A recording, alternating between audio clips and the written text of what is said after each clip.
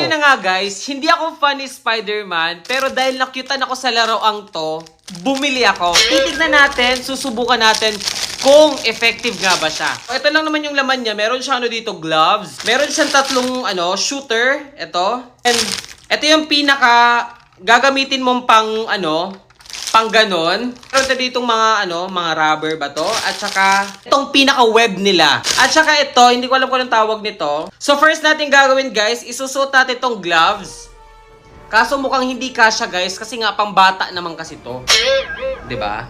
So pwede na to. Install lang natin dito sa kamay natin. Syempre kakailanganin natin tong dalawang parang rubber. So ayun guys, nasuot ko na siya. Next naman, ilalagay lang natin siya dito. Para ito yung pang shoot natin, parang ganun no. Itong shooter natin, ayan. Gilid-gilid. Para mamaya magagamit natin yan. And then ito yung pinaka-main natin guys. Ilalagay lang natin siya dito sa gitna. Tama ba? Ba't ayaw? Ayun! So ayun guys, try natin. Shhh!